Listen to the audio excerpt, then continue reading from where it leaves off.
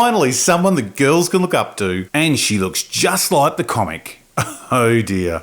A race of noble warriors. Noble warrior heroes. It's here, the first female superhero film. Oh, sorry. How stupid of me. The first female superhero in a Marvel film. No, wait, I'll get this right. The first lead female superhero in a Marvel film. No, wait, there was Elektra in 2005. Oh, come on.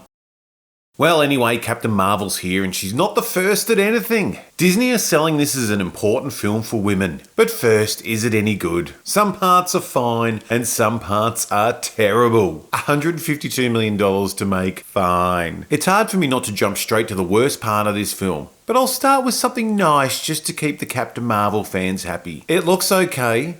And most of the cast can act. No, hang on, I can't. I have to go to what's bad. Whoever cast Brie Larson in this role should never be allowed to work in Hollywood again. She is unbelievably bad in this role. Now, I don't know if she can normally act. Honestly, I feel like I should Google that. I don't know.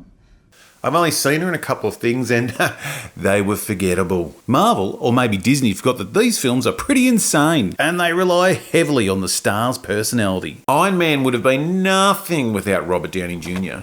I am Iron Man. Chris Hemsworth is Thor. The Hulk, well, that took a few goes. I prefer you. Thanks. But in general, they've done a wonderful job casting these Marvel heroes. Except this guy. Really, how does Jeremy Renner get work? Seriously, I had to look up his name. Fuck, he is boring. Yes, anyone else could play that role. So besides him, the rest have all been pretty good. Then we get Brie. My God, she is wooden. Just nothing. A few times they try and get her to do a Tony Stark and have a cheeky, overly confident personality. Big fucking mistake. She comes across like a little sister trying to impress her big sister's friends. Terrible. We also get a Maverick scene, which is cheesy as fuck. It gave me a good laugh in the cinema. What makes it worse is that she's in scenes with people that can show a full range of emotion. Lashana Lynch plays her best friend Maria and completely outacts her. Ben Mendelsohn gives more expression with his face fully covered, though he does sound like he's talking through a cheap Halloween mask. Brie comes across the whole time like she has no idea what she's meant to be doing. Strong and in control doesn't mean zero personality. It's like she's one of those homeschooled weirdos. Oh, that explains a lot. There's a really awkward scene where Nick Fury and Captain Marvel joke with each other and both start laughing. And man, is it forced. Disney have also been pushing a feminist angle in this film. I'm excited to see Captain Marvel because being a hero is an equal opportunity. Anything that any boy can do. I'm really excited for this movie to see women do extraordinary things. The handling of this is terrible and weak. Lots of flashbacks of people telling her she couldn't do things and jokes about cockpits. Yes, you heard me. A man saying that's why it's called a cockpit. That one must be for the little kids that I keep hearing this movie is for. It's quite ironic that it's set in the 90s when men and women were more or less looking like each other, dressing like each other, and acting the same as each other. But hey, we must have gone backwards since then. Feeling a little inadequate? Somehow, in this film, the 50s crept into the 90s. But I can remember the good old days when there were all men in my department. Why are writers so fucking lazy these days? You just know they have these action set pieces they want to get to, so they just take the easiest route possible. Let's go through some of these bad writing decisions.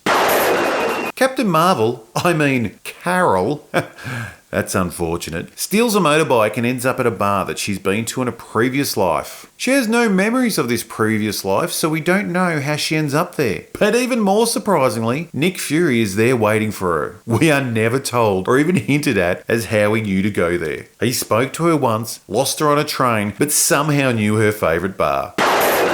Nick knows zero about Captain Marvel and has only spoken to her for around 5 minutes and has only seen her be super violent. But they just become instant best buds and he takes her straight to his top secret military location. Hope she's on the good side.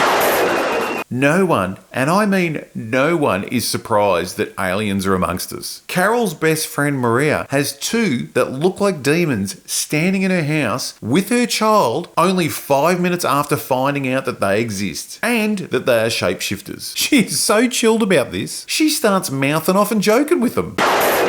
In one scene, Nick Fury is hiding in a records room. There are multiple other agents in that room looking for him, but the second Talos shows up, boom, they all just disappear. Carol, our hero, has no family. This is explained to us with one line from the kid that she didn't get along with them. So, fuck him. Talos. He's just a human with the green face. His whole personality is straight human. Stupid jokes and all. There's even one about jazz hands. So these aliens not only have jazz and dancing, they also have the funny joke about the hands in the air. Fantastic. Carol convinces her best friend to go on a suicide mission, even though she's a single mum and the only provider for her daughter. The daughter even says she should set a good example by going. I thought being a good parent and alive would have worked, but hey, this is Hollywood. Talos' sidekick science officer is left behind to be killed for no reason and no one cares. Before dying, this science officer converts an aeroplane into a spaceship within a few hours. He also installs artificial gravity. Very convenient. Nick Fury losing his eye. This is up there with Han Solo getting his name. Why is it the current thing to dumb down characters' origin stories? Last time I trusted someone, I lost an eye. The cutest little thing. It's always some stupid wink at the audience. Of course he wasn't doing something heroic. He was being fucking stupid with a cat. Writers, this doesn't work. We want characters that are special. You are not being clever. You are being lazy.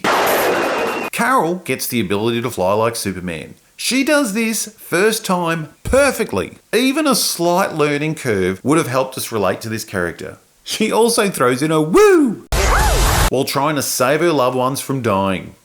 Misplaced joy in a life and death situation. Where have we seen that before? Oh, Ray, you're such a fuckwit.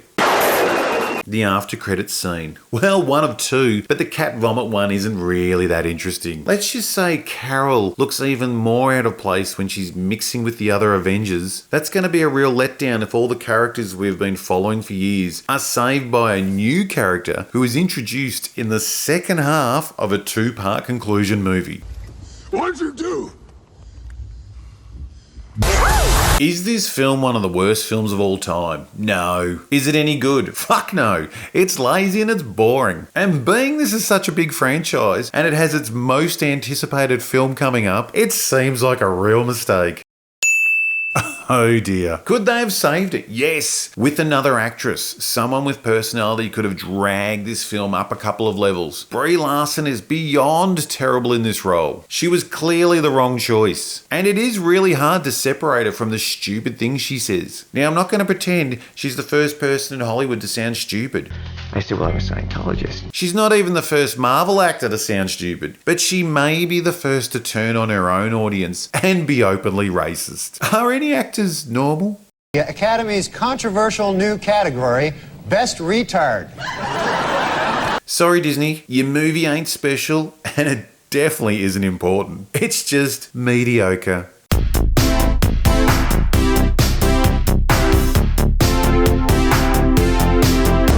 I'm gonna end it. And for one more time, just for laughs, hit us with that wisdom, Brie.